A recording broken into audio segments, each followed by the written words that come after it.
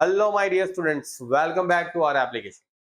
तो चलिए देखो स्टूडेंट्स, स्टार्ट करते हैं यूनिवर्सिटी का पास्ट ईयर का अमालगमेशन का जो क्वेश्चन है उसका सॉल्यूशन करेंगे। तो देखो, एक पहले क्वेश्चन स्टार्ट करने से पहले मैं एक बात आपसे बोलना चाहता हूँ। बहुत सारे ऐसे स्टूडेंट हैं जो यहाँ वहां पर जो ऐसे क्वेश्चन है जो कभी पूछे नहीं जा सकते। मतलब ठीक है, बुक्स में वो क्वेश्चन है, लेकिन वो क्वेश्चन आप देखोगे तो यूनिवर्सिटी पूछ नहीं सकती अभी। ठीक है, क्योंकि काफी सारे ऐसे भी क्वेश्चन है जो अभी जो रूल्स आए हैं उसके हिसाब से आउटडेटेड हो गए, और वो क्वेश्चन अभी आप सॉल्व भी करोगे तो अपना टाइम वेस्ट करोगे। ठीक है, पहले तो अभी आपकी एग्जाम के जो टाइम है, ठीक है, जो भी आप 10-15 दिन अभी बाकी है, उसमें आप उस चीज पे ज्यादा फोकस करिए जो हम लोगों ने यहाँ पर आपको सॉल्व करके दिया है। आप देखो, आज का जो एमकॉम का पेपर है उसमें 50 में से 50 मार्क्स का जो भी कुछ हम लोगों ने करवाया था उसी में से आया। ठीक है, कुछ भी इधर उधर का नहीं था। ईच एंड एवरी आइटम्स जो है वो हम लोगों ने कहीं ना कहीं सीखी थी, उसमें से आती। तो वही बात है, हम लोग यहाँ पर आपको पढ़ाते हैं तो हमारा भी अप्रोच यही रहता है कि एक कंप्लीटली स्टडी आपको करवाया जाए। और यहाँ पर हमारे पास भी एक लिमिटेशन होता है, क्योंकि हम लोग को भी लगता है कि बहुत सारे स्टूडेंट जो होता है ना वो जनरली जो पढ़ते हैं, ठीक है, जो ऑनलाइन में भी पढ़ते हैं, उनको मैं 50-60 वीडियो एक लेक्चर मतलब एक चैप्टर के अंदर 50-60 लेक्चर नहीं दे सकता। मुझे भी पता है कि उनको पहले उस चीजों पे फोकस करवाया जाए जो उनको चैप्टर अच्छे से समझ में आ जाए, उनको चैप्टर में क्या करना है, एग्जाम ओरिएंटेड जो क्वेश्चन होते हैं उसमें क्या होना चाहिए वो मैं पहले आपको सिखाता हूँ। और उसी चीज पे अभी लेंदी प्रोसेस जो होती है, जैसे आपका कॉर्पोरेट बहुत लेंदी है तो उसमें क्वेश्चन बहुत लंबे होते हैं, तो उसी बात पे मैं आपको यहाँ पर पहले क्लियर करता हूँ कि आप एक फोकस होके एक जगह पर स्टेबल होके पढ़िए। ठीक है, चलिए तो देखिए क्या है आपके पास। ए एंड बी आर, देखो ए एंड बी कंपनी है आपके पास यहाँ पर है, वेन अमालगमेटेड 1 अप्रैल 2022 और न्यू कंपनी बना रहे। मतलब यहाँ पर एक बात तो फिक्स हो गई कि हमारे पास दो कंपनी है, एक ए है और दूसरी बी है, दोनों मिलके एक सी कंपनी बना रहे। मतलब ए और बी दोनों मर्ज हो गई, अभी नया कंपनी बनेगा सी। ओके, अभी देखो आपके पास ए और बी की पूरी बैलेंस शीट है, और यहाँ पर हमारे पास ये लायबिलिटी साइड हो गई, यहाँ पर हमारे पास पूरा असेट साइड हो गया। ठीक है, यहाँ पर लायबिलिटी कंप्लीट हुई, ये एसेट साइड आ गया, और आपके पास कुछ इंफॉर्मेशन है, चलिए पढ़ लेते हैं। देखो, अभी जो कंपनी मर्ज हो रही है, ए और बी मर्ज होके नया कंपनी बना रही है जिसको हम लोगों ने नाम दिया है सी लिमिटेड। अब एक बात ध्यान से समझो कि सी लिमिटेड क्या करेंगे, ए और बी को अपने शेयर प्रोवाइड करेंगे और उनकी कंपनी खरीद लेंगे। सीधी बात, अमालगमेशन में यही होता है। जब वोडाफोन और आइडिया वाला मैंने आपको केस समझाया, ठीक है, मैंने आपको वोडाफोन आइडिया का जो पूरा केस है वो उस पूरे चैप्टर के स्टार्टिंग में ही समझाया था। ठीक है, तो वही बात है। ठीक है, और आप देखो कि जो वो मैंने समझाया ना उसी चीज को लोगों ने कॉपी करके अपने अपने एप्लीकेशन पे, अपने यूट्यूब पे भी रखा।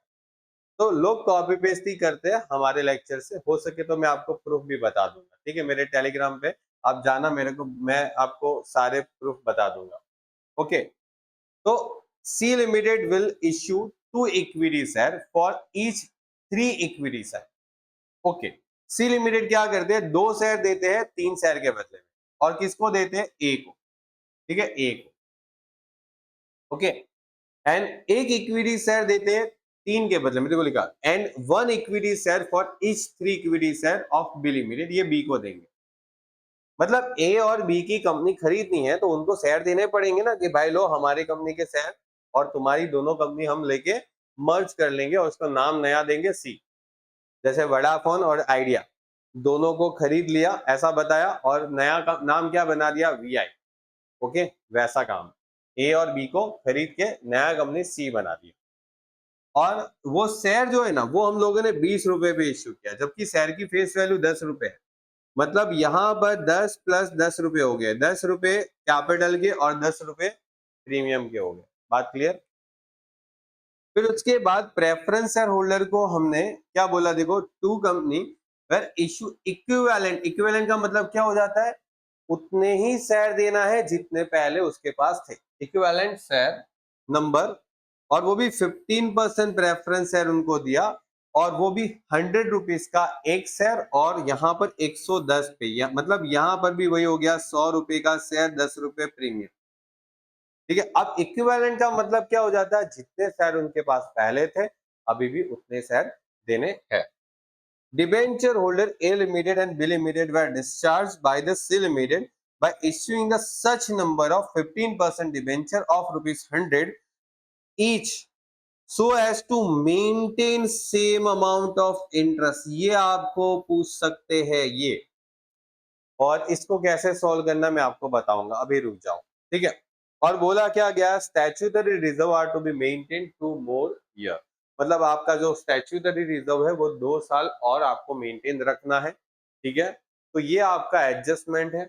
अब आपको पूछा क्या है, प्रिपेयर द बैलेंस शीट, क्या प्रिपेयर करना है, बैलेंस शीट सी लिमिटेड का 1/4/2022 का after the amalgamation carried out on the basis of, देखो अमालगमेशन दो बेसिस पे हम लोग करते हैं, एक तो नेचर ऑफ परचेस मेथड और दूसरा होता है नेचर ऑफ मर्जर मेथड। तो यहां पर देखो लिखा है नेचर ऑफ परचेस मेथड। ठीक है, नेचर ऑफ परचेस मेथड मतलब सिर्फ और सिर्फ परचेस मेथड से क्वेश्चन गिनना है। ठीक है, चलिए तो स्टार्ट करिए, देख लो एक बार पूरा क्वेश्चन। ठीक है, चलिए तो देखो अभी आप यहां पर सबसे पहले तो क्या करोगे पता है, नेट असेट निकालोगे, नेट असेट्स, और नेट असेट्स में आपके पास ए कंपनी है और दूसरी बी कंपनी, दोनों कंपनी की नेट एसेट्स आप निकालो। देखो आपके पास दोनों कंपनी के असेट्स है। ओके, तो आप क्या करोगे, सभी असेट्स को यहां पर कंसीडर कर लो। जैसे आपके पास है एक तो land and building, land and building कितनी है, 12 लाख, और बी की कितनी है, 6 लाख। फिर उसके बाद है प्लांट एंड मशीन, कितना है, 7 लैक्स और 5 लैक्स, 7 लैक्स और 5 लैक्स। उसके बाद है इन्वेस्टमेंट, चलो तो इन्वेस्टमेंट कितना आने वाला, तो इन्वेस्टमेंट आने वाला है 2 लाख और 1,50,000। उसके बाद है स्टॉक 8 लाख और 6 लाख, स्टॉक 8 लाख और 6 लाख। फिर डेटर्स 650 और 550, 650 और 550। उसके बाद कैश और बैंक है, क्या है, 4,50,000 और 3 लैक्स। हो गया, मतलब देखो क्वेश्चन में आपको बोला नहीं है कि दोनों कंपनी की असेट्स जो है वो कौन सी वैल्यू पे हम लोग टेक ओवर कर रहे हैं, तो इन दैट केस सभी एसेट्स को ले लेंगे। ठीक है, देखो कहीं पे लिखा नहीं, और इस टाइप का जब क्वेश्चन आता है, amalgamation in nature of purchase, in nature of merger, okay, ऐसे दोनों क्वेश्चन भी आ सकते हैं। मैंने आपको करवाया है, ऐसे दोनों क्वेश्चन भी करवाया जिसमें नेचर ऑफ मर्जर और नेचर ऑफ परचेस दोनों आ जाए। और देखो एग्जाम के अंदर इन दोनों में से एक चीज पूछने का बहुत ज्यादा मतलब चांसेस है, और कभी कभी तो दोनों भी आ जाते हैं। ठीक है, और इसको टोटल करेंगे तो देखो टोटल यहाँ पर ऑलरेडी किया हुआ है, तो आप कर सकते हो सीधा 40 लैक्स और यहाँ पर 27 लैक्स। ओके, चल दो कॉमा कर लेंगे ताकि हम लोग डिफाइन कर पाए। चलिए, उसके बाद आपको यहाँ पर लायबिलिटी लेस करनी, लायबिलिटी क्या होनी चाहिए, तो देखो लायबिलिटी भी लेनी है, यस बिल्कुल। तो लायबिलिटी में देखो आपके पास यहाँ पर क्या क्या है, एक तो क्रेडिटर्स है और बिल्स पेएबल और पब्लिक डिपॉजिट है। ओके, पहले इतना ले लेते, ठीक है। तो देखो क्रेडिटर्स है 2 लाख और उधर 150, बिल्स पेएबल है 50 और उधर 80, और पब्लिक डिपॉजिट 50 है, उधर 70 है। चलिए तो पहले ये ले लेते हैं। देखो सबसे पहले तो क्रेडिटर्स कितना है, 2 लाख। ओके एक सेकेंड, 2 लाख और 1,50,000। ओके, चलो फिर है बिल्स पेएबल, कितना बिल्स पेएबल है, 50,000 और 80,000। फिर उसके बाद आपके पास पब्लिक डिपॉजिट है 70,000। और एक सेकंड, पब्लिक डिपॉजिट 70,000, मैंने कुछ मिस्टेक किया क्या? 50 और 80, इसके पास 50 और 70। ओके,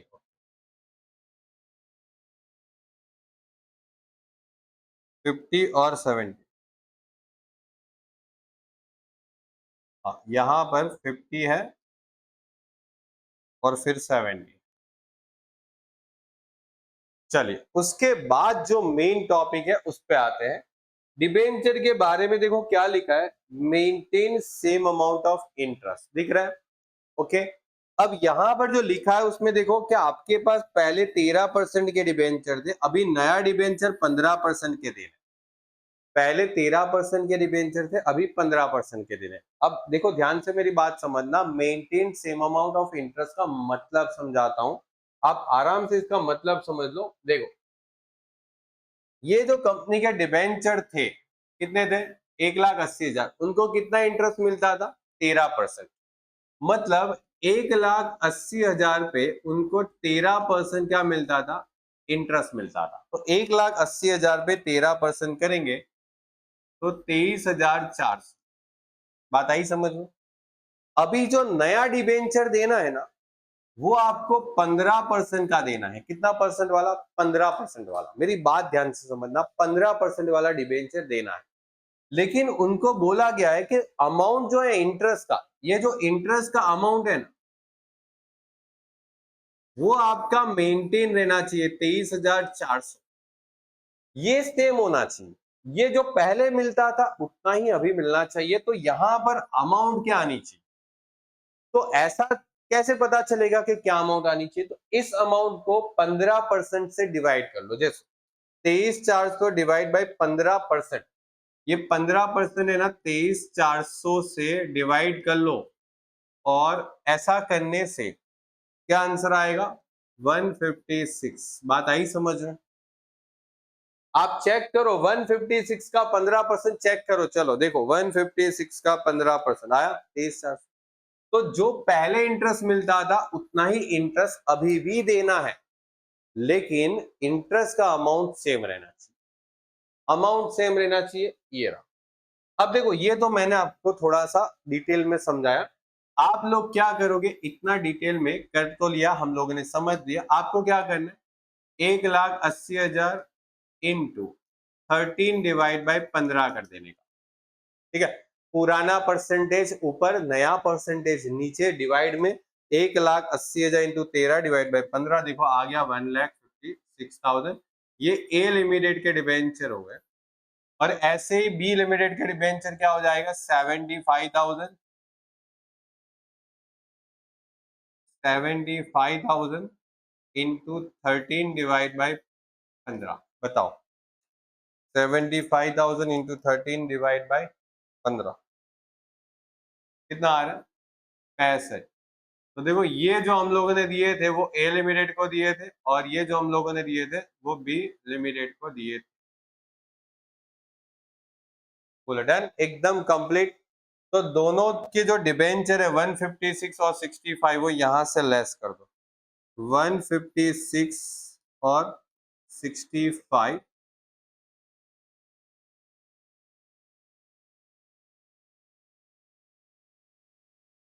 बोला डन।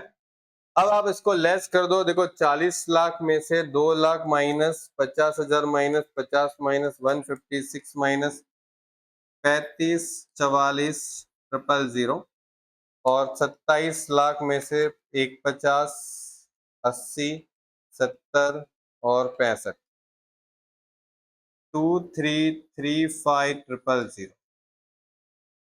ये आपकी नेट एसेट्स आ गई। बोला done.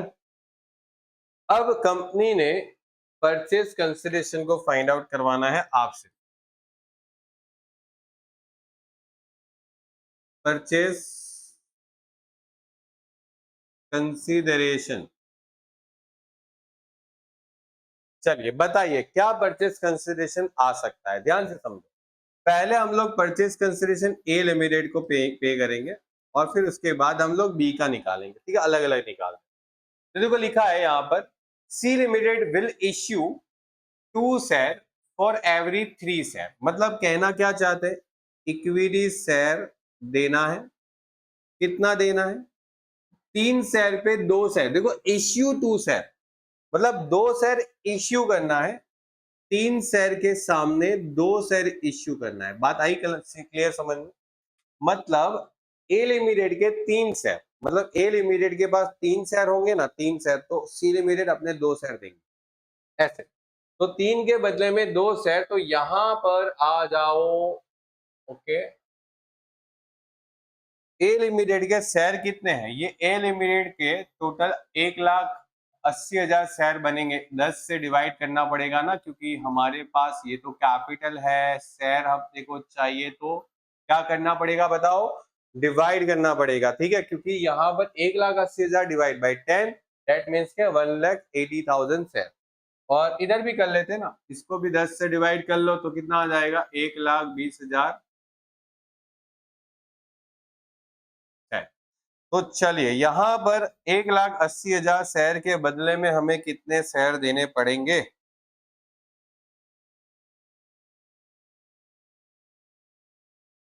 1,80,000 into 2 divide by 3, 1,20,000 into 10। 10 क्यों ले रहा हूं, क्योंकि देखो 10 रुपए का शेयर दे रहे हैं, लेकिन उसका 10 रुपए वो प्रीमियम में ट्रांसफर करना होता है। तो यहां पर लिखेंगे सिक्योरिटीज प्रीमियम 1,20,000 इंटू 10। ओके, 10 रुपए कैपिटल के हो गए, मतलब 12 लाख रुपए कैपिटल में गए, दूसरे 12 लाख रुपए प्रीमियम में हो गया। और एक और खास बात, प्रेफरेंस शेयर को तो इक्विवेलेंट नंबर देने थे, मतलब जितने प्रेफरेंस शेयर पहले थे उतने प्रेफरेंस शेयर अभी दे दो। मतलब एक शेयर के बदले में एक शेयर, दो के बदले में दो। तो प्रेफरेंस शेयर कितने थे, प्रेफरेंस शेयर थे 7 लाख और एक शेयर 100 रुपए का, मतलब यहां पर इसको जब डिवाइड किया जाए तो पता चले 7,000 क्या आने वाले, शेयर आने वाले। और इसको डिवाइड करूं 100 से तो 5,000 क्या आएंगे शेयर। तो आपको बोला ना इक्विवेलेंट नंबर, मतलब जितने शेयर थे उतने ही देना है। 7,000 शेयर थे, अभी भी 7,000 ही देंगे प्रेफरेंस को। चलिए, तो यहां पर 15% के प्रेफरेंस शेयर देने हैं अभी, ध्यान रखना। 15% प्रेफरेंस शेयर कितना था, 7,000 देने थे ना, 7,000 और एक शेयर 100 रुपए का, कितना आ गया, 7 लाख। और इधर भी सिक्योरिटी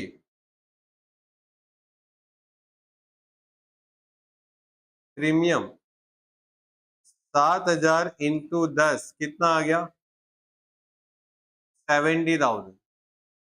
करो 12 lakh plus 12 lakh plus 7 lakh plus 70,000, 31,70,000। ये आपका परचेस कंसिडरेशन हो गया, जो एक कंपनी दूसरी कंपनी को देगी, मतलब सी ए को इतना परचेस कंसिडरेशन में पैसा देगी, ठीक है।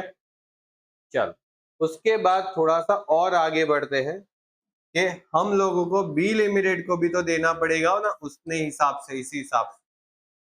तो इक्विटी शेयर कितना देने वाले, तो यहां पर भी ऐसा कुछ ना कुछ तो लिखा ही हुआ है, देखो पढ़ो। 1 शेयर, यहां पर एक शेयर दे रहे, देखो यहां पर एक शेयर दे रहे, लेकिन 3 शेयर के बदले में देखो एक शेयर दे रहे, 1 share for each 3 share, 3 share के बदले में एक शेयर देना, क्लियर। और इसके पास शेयर कितने थे, इसके पास शेयर कितने थे, इसके पास शेयर थे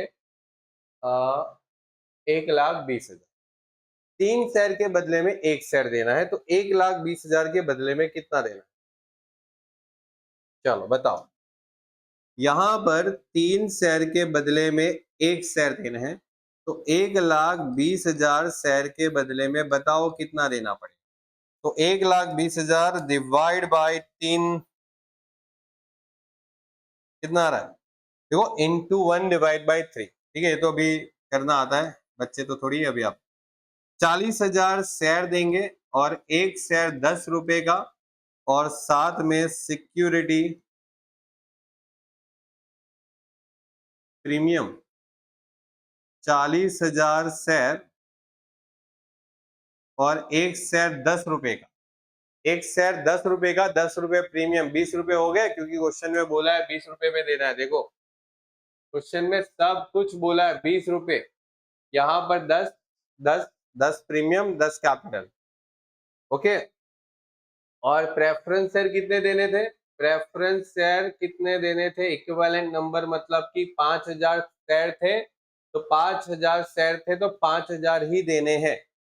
ओके चलो, तो ये भी हो जाएगा अपना काम खत्म।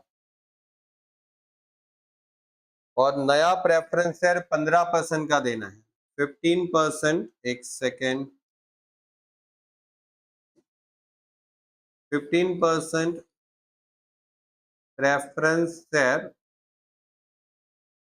कैपिटल कितना देना है, तो 5,000 शेयर देने हैं और एक शेयर 100 रुपए का,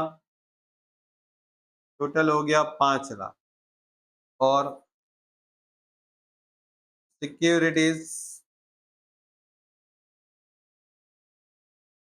प्रीमियम 5,000 शेयर पर एक शेयर पे 10 रुपए प्रीमियम, कितना आ गया 50। इसको कैलकुलेट कर लो तो ये 4 लाख हो गया, ये भी 4 लाख हो गया, 4 लाख 4 लाख मिल गया 8 लाख हो गया। 5 लाख और ये 50,000, मतलब 13,50,000 आपने इनको देने हैं। हो गया। चलिए अभी आपको एक और कैलकुलेशन करनी पड़ती है। कौन सी कैलकुलेशन,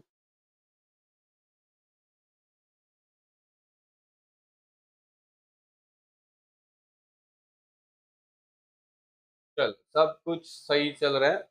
हाँ, अभी एक लास्ट कैलकुलेशन अपने इसमें करनी है, फिर उसके बाद हम लोग बैलेंस शीट बनाना स्टार्ट करेंगे।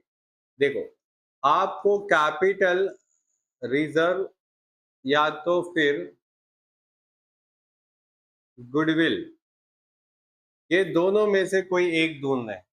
अब कैपिटल रिजर्व आएगी या गुडविल आएगी, आप चेक करो कि आप अपने नेट कंसिडरेशन, नेट एसेट से ज्यादा पैसा दे रहे हो या कम दे रहे हो। देखो इधर नेट एसेट देखो, इधर की नेट एसेट देखो, दोनों की, इसकी नेट एसेट चेक करो, और आप इसकी नेट एसेट से तो दोनों को कम पैसे ही दे रहे हो। देखो नेट एसेट से कंपेयर में दोनों को कम पैसे ही दे रहे, कोई ज्यादा नहीं दे रहा।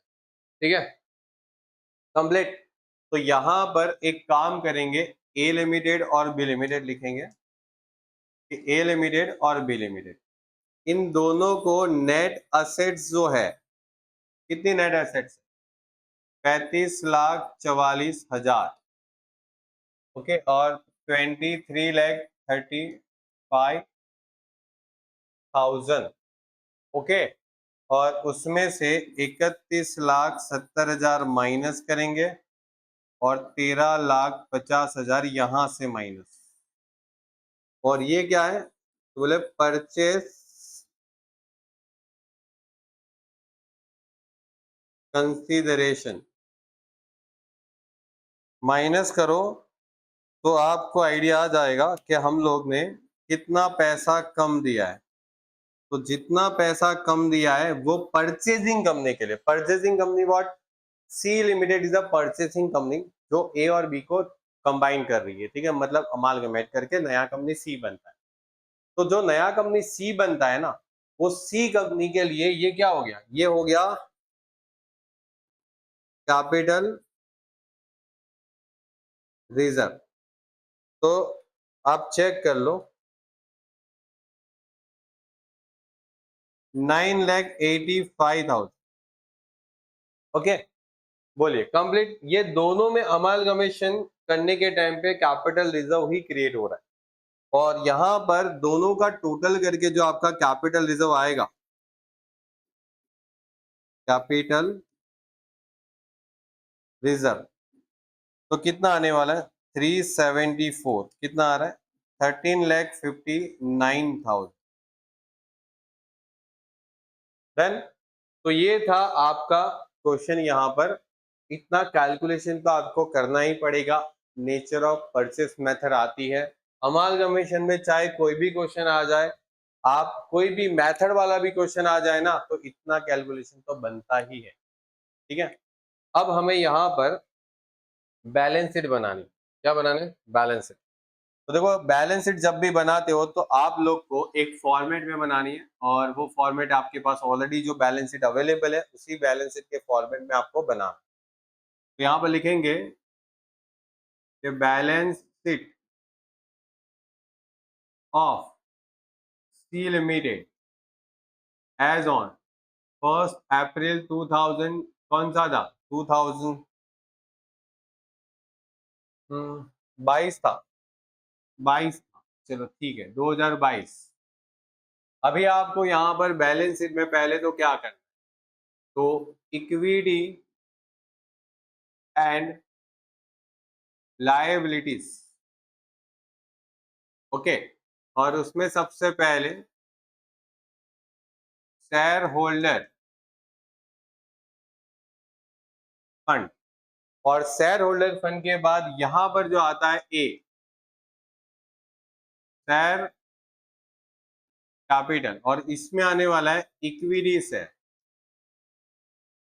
ओके, और 15% प्रेफरेंस शेयर। क्यों? क्योंकि आपने नए share 15% preference share capital issue किए थे, याद करो क्वेश्चन में। ओके देखो कॉर्पोरेट में है ना, आप जब जब क्वेश्चन पढ़ते जाते हो ना, क्वेश्चन की डिटेल थोड़ी याद भी करते जाओ। जैसे देखो सी कंपनी ने ए कंपनी को 12 लाख के शेयर दिए और इधर 4 लाख, तो दोनों को मिला दिया जाए तो टोटल शेयर कितना दिया, 12 और 4 मिला के। देखो 12 और 4, 12 लाख और 4 लाख मिला के कितना दिया, 16 लाख, तो 16 लाख की कैपिटल हो, और लिख देंगे 1,60,000 शेयर। ठीक है, उसके बाद आपको प्रेफरेंस शेयर कितने दिए, देखो प्रेफरेंस शेयर देखो कितने दिए, तो 7 लाख यहां पर और 5 लाख यहां पर, तो दोनों प्रेफरेंस शेयर को मर्ज कर दो, तो 7 और 5 मिला के कितने हो गए, तो बोले सर 7 और 5 मिला दिया जाए तो वो 12 लाख, 12 लाख के हो गए शेयर। और यहां पर आप लिख सकते हो कि 12,000 share each rupees 100, okay done, clear. उसके बाद आपका जो बी पार्ट है वो आएगा reserve and surplus, reserve and surplus. अब देखो आप लोग नेचर ऑफ क्या करते हो, मर्जर, और नेचर ऑफ मर्जर में जो कंपनी को आप मर्ज कर रहे हो, जैसे ए और बी, और ए और बी दोनों कंपनी क्या बंद कर देंगे, क्लोज, ओके क्लोज कर देंगे, और उसका अमालगमेशन करके नया कंपनी सी बना रहे। तो जो भी दो पुरानी कंपनी है, जैसे यहाँ पर ए और बी है, तो पुरानी कंपनी का कोई भी रिजर्व नई कंपनी में ट्रांसफर नहीं होता in case of nature of merger method. Okay, ये नेचर ऑफ मर्जर मेथड में जब आप उसकी थियरी पढ़ोगे तो भी ये आप वहां पर पढ़ लोगे। 12 लाख और ये 4 लाख, जितने भी प्रीमियम है प्रीमियम को टोटल करो, 12 और 4, 12 लाख प्लस 4 लाख, 12 4, फिर 70 और 50, तो 70,000 और 50,000 कितना आया, 17,20,000, ये आ जाएगा सिक्योरिटी प्रीमियम।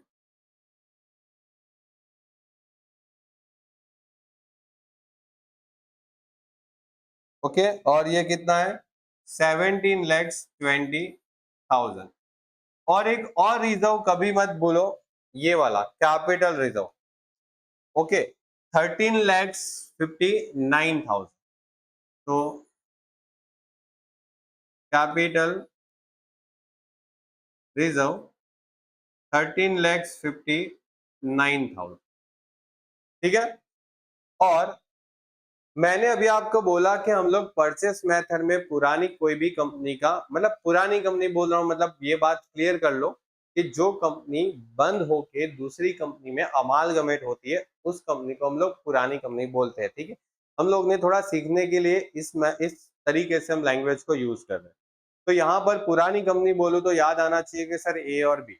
अब ए और बी का कोई भी रिजर्व आपको नई कंपनी में नहीं दिखाना है, ठीक है, नहीं दिखाना है। लेकिन कभी कभी एग्जाम में ये जो आपको बोलते हैं यहाँ पर, ठीक है, क्या बोला, statutory reserve maintain two more year.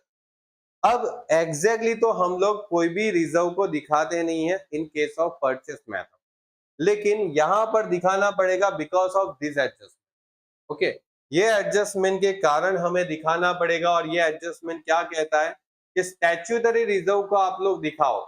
What is the statutory reserve? तो स्टैच्यूटरी रिजर्व यहाँ पर कौन कौन से हो सकते हैं, ठीक है। तो देखो यहाँ पर स्टैच्यूटरी रिजर्व हो सकते हैं, एक तो ये इन्वेस्टमेंट अलाउंस रिजर्व और एक एक्सपोर्ट प्रॉफिट रिजर्व। वैसे तो ये रिजर्व हम लोग दिखाते ही नहीं वो बैलेंस शीट में, नई वाली, ठीक है, बिकॉज परचेस मेथड में ओल्ड कंपनी का कोई भी रिजर्व नहीं दिखाते। लेकिन यहाँ पर वो जो स्पेशल एडजस्टमेंट दिया था उस एडजस्टमेंट के कारण हम लोग इसको दिखाएंगे। और ये कितना है, 1,00,000 प्लस 70,000, मतलब ये इन्वेस्टमेंट अलाउंस रिजर्व हो गया और एक्सपोर्ट प्रॉफिट रिजर्व हो गया 1,50,000 और 80,000। और ये आप यहाँ पर दिखा दोगे। और ये ना हम लोग एक्स्ट्रा दिखा रहे, तो मैं अलग पेन से लिखने वाला हूं, इन्वेस्टमेंट अलाउंस रिजर्व और एक्सपोर्ट प्रॉफिट रिजर्व। और इन्वेस्टमेंट अलाउंस रिजर्व 1,70,000 दोनों को मिला दो तो, और ये दोनों को मिला दो तो 150 और 80 मतलब 230। ये दोनों रिजर्व ऐसे थे जो हमें नहीं लिखने थे, लेकिन बिकॉज ऑफ फोर्थ एडजस्टमेंट हम लोग को लिखने पड़े। ठीक है, बस अब आगे बढ़ेंगे। इसके बाद हमारे पास 1 के बाद यहां पर आने वाला है 2, जिसमें नॉन करंट लायबिलिटी, और ए लॉन्ग टर्म बोरोइंग।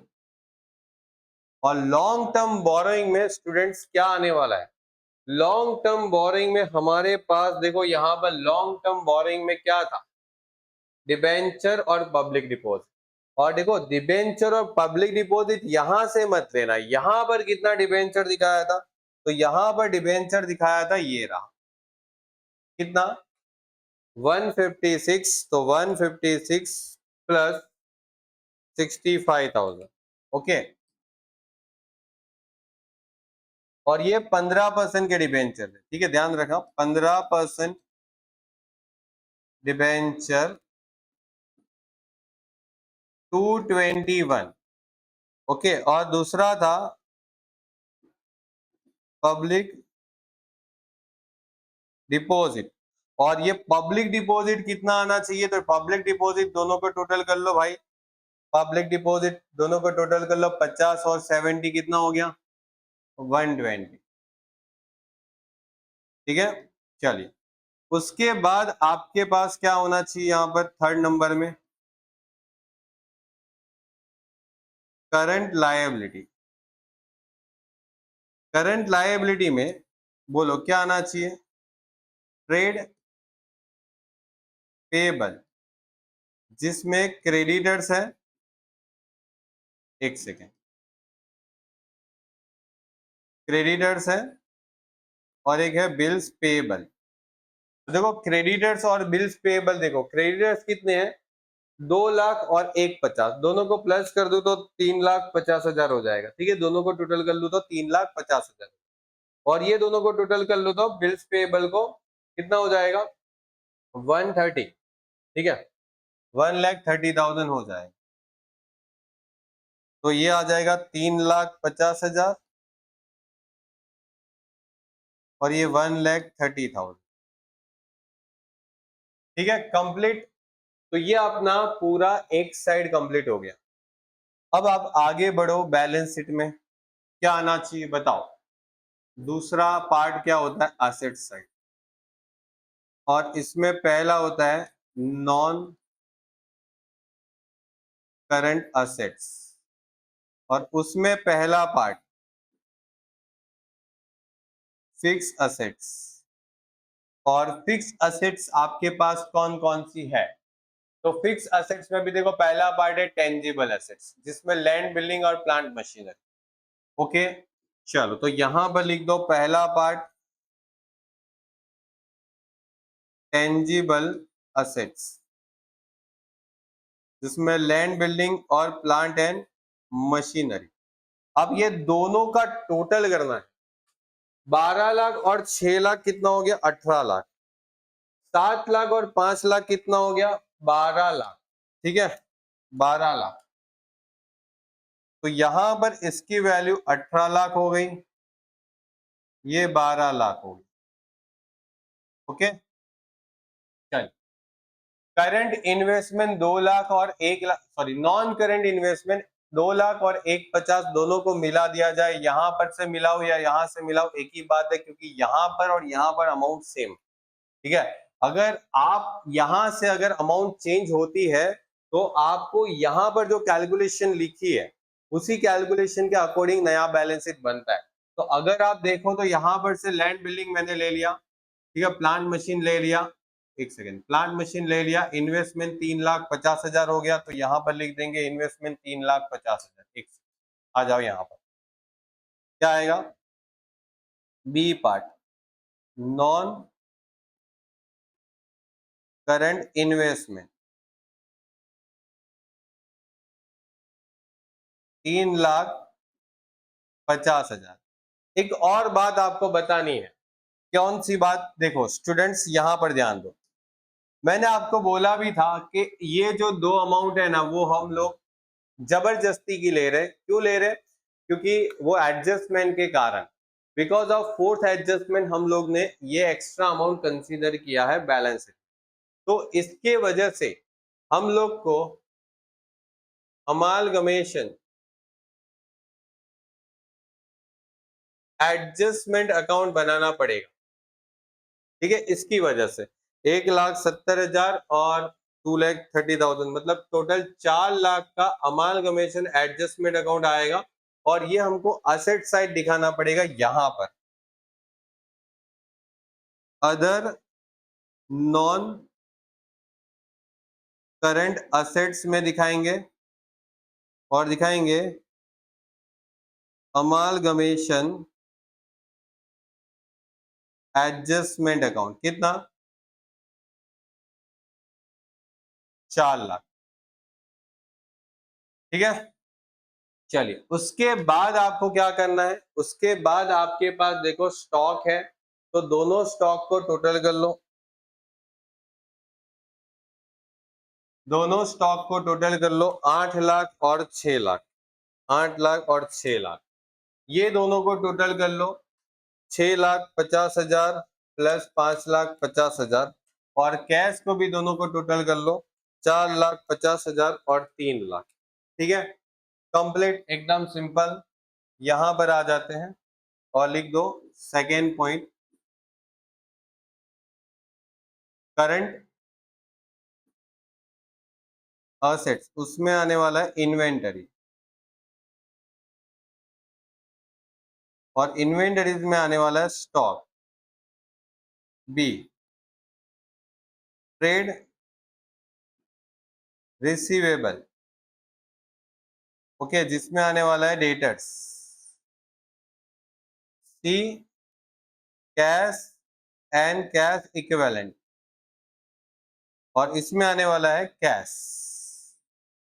चलिए, तो पहले 8 लाख और ये 6 लाख, 8 और 6 मिला के स्टॉक में कितना होने वाला है, 14 लाख। फिर 6,50 और 5,50, 6,50 और 5,50, 6,50 और 5,50 मिला के यहाँ पर कितना होने वाला है, 12 लाख। और ये दोनों मिला के 7,50,000 कैश।